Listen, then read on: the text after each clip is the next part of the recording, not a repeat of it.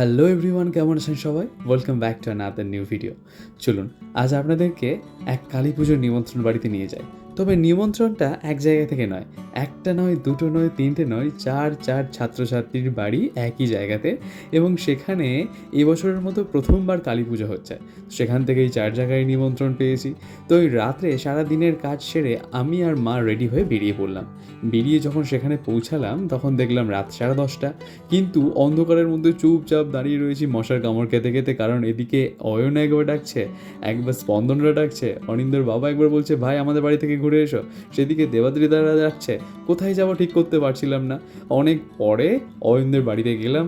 অয়নদের বাড়িতে গিয়ে দেখছি দিদি তো আমাদের জন্য কত শত খাবার রেডি করে রেখে দিয়েছে। ঠাকুর দেখতে পাচ্ছিল না, কারণ আমরা তখনও পর্যন্ত যাইনি বলে। তো অনেক রাতে গেলাম দিদির বাড়িতে, গিয়ে দেখলাম যে অনেক খাবারের আয়োজন রয়েছে, কোল্ড ড্রিঙ্কস রয়েছে, সব কিছু ভিডিও বানাইনি। আমি দুটো মাত্র লুচি আর অল্প একটু খাবার খেয়ে মাকে ওখানে বসিয়ে রেখে স্পন্দনদের বাড়িতে চলে এলাম। স্পন্দনদের বাড়িতে যখন এসছি তখন বাজে রাত 11:30। আর যদিও কালী পুজোর রাত, এখনও মায়ের পুজো চলছে, সুতরাং সবাই জেগে রয়েছে। তো সেখানে এসে দিদি এত খাবার দিয়েছিল, আমি স্পন্দনের বাবার পাতে অনেকটাই তুলে দিলাম। স্পন্দনের বাবা মজা করে বলছিলেন, আমার পাতে দিচ্ছ দাও, আর একটু কিন্তু ফেরত পাবে না। আমি মনে মনে নিশ্চিন্তে হাসি হেসে বললাম, যাক বাবা, বাঁচা গেল। তো এদিকে রাত্রেবেলা ফেরার সময় আমি মায়ের মূর্তিটাকে দর্শন করলাম এবং প্রণাম করলাম, সকলের জন্য আশীর্বাদ চাইলাম। আর অন্যদের বাড়িতে যাওয়া সম্ভব হয়ে ওঠেনি, কারণ অনেক রাত হয়ে গিয়েছিল। নাহলে আমার ইচ্ছে ছিল প্রত্যেকের বাড়িতেই আমি ঘুরে আসবো। এখন পরের দিন দুপুরের ভুরিভোজের নিমন্ত্রণ অয়নদের বাড়িতে। তো অয়নদের বাড়িতে আমি পৌঁছে গেছি। আজ অয়নদের বাড়িতে একটা বিশেষ ইন্টারেস্টিং ব্যাপার হলো, 3টে সুদীপ এসছে। তো যাই হোক, আজকের এই খাবারের মধ্যে দিদির শরীর খারাপ রয়েছে, তবুও সকাল থেকে অনেক খাবার দাবার সব বানিয়েছেন। আর এই ফ্রাইড রাইসটা এত ভালো লেগেছিলো আমার, ছোটো ছোটো আমসত্ত্বের টুকরো দেওয়া ছিল। আর অয়ন ঘি ভালোবাসতো না বলে ঘি দেওয়া ছিল না। এইটা আমার এত সুন্দর লাগলো, আমি শুধুই খেয়ে নিচ্ছিলাম। আর একটা দিদি মাছের আইটেম বানিয়েছিল, সেই ডিশটা এত সুন্দর হয়েছিল, আমি একটা খেতে শেষ করতে না করতে আরেকটা জোর করে দিয়ে গেছে। সেখানে অয়ন কাজু খায় না বলে ওর পাত থেকে কাজুগুলো আমাকে দিয়ে দিতে বললাম, কারণ কাজু বা ড্রাই ফ্রুটস আমার খুব ভালো লাগে। এদিকে চাটনি খাবো না, কারণ এর মধ্যে অনেকটা চিনি রয়েছে। সেদিকে অয়ন বলছে না, একটু খেতে হবে, কারণ এই চাটনির নাকি স্পেশাল টেস্ট হয়েছে, আচারের মতো টেস্ট। তো আমি একটু খেয়ে দেখলাম, বেশ ভালোই কিন্তু লাগলো।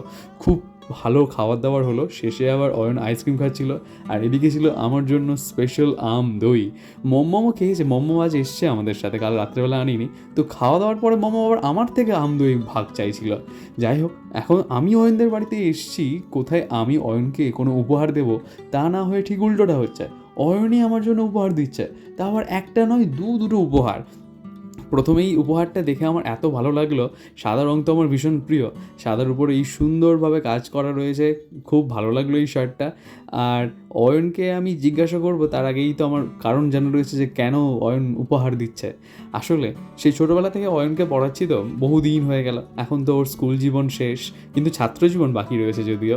তো সেই একটা ছাত্র শিক্ষকের সম্পর্কের কথা মনে রেখে এবং আমাদের কাটানো সমস্ত সুখের মুহূর্তের কথা মনে রেখে অয়ন চাই যে আমি যেন সবসময় ওকে মনে রাখি। কিন্তু ও পাগলা জানে না যে আমি ওকে সবসময়ই মনে রাখবো, তার জন্য কোনো মোমেন্টো বা কোনো রকমের উপহারের আলাদা করে প্রয়োজন হয় না।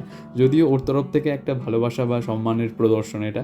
আমি জানি এর পিছনে কিন্তু অয়নের মা দিদিরও হাত রয়েছে, তাই জন্য ওনাকেও অনেক ধন্যবাদ। আমার ভীষণ পছন্দ হয়েছে, ভীষণ ভালো লেগেছে। তো দ্বিতীয় উপহারে রয়েছে, অয়ন বলছিল যে স্যার আপনার একটা কোনো ছবি পাঠান। তো আমি বুঝতে পেরেছিলাম যে কিছু বানাতে চাইছে। তো আমি ওকে মজা করে বলছিলাম, অয়ন তুমি তোমার গার্লফ্রেন্ডকে এইসব দেবে, আমার এইসব কিচ্ছু লাগবে না। কিন্তু অয়ন দেখুন কত সুন্দর করে যত্ন করে এটা বানিয়ে এনেছে, তাড়াহুড়ো করে গতকালই নাকি বানিয়েছে। আমার ভীষণ ভালো লাগলো। কিন্তু অয়নের সাথে কাটানো সমস্ত মুহূর্তগুলো কি আমি এমনিতেই ভুলে যেতে পারি, কিংবা মনে রাখার জন্য কি সত্যিই কোনো মোমেন্টের প্রয়োজন রয়েছে? না, আমার মনে হয় তা নেই। অয়নের সাথে সুন্দর মুহূর্তগুলো যা কাটিয়েছি, আমার জীবনের একটা সেরা অধ্যায়ের মধ্যে সেটা রয়েছে।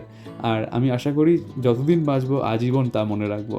যাই হোক, আজকে ভিডিওটা তাহলে এখানেই শেষ করছি। আপনাদের সকলের সাথে দেখা হবে নতুন কোনো ভিডিওতে। ততদিন সবাই ভালো থাকবেন আর সবাইকে ভালো রাখবেন।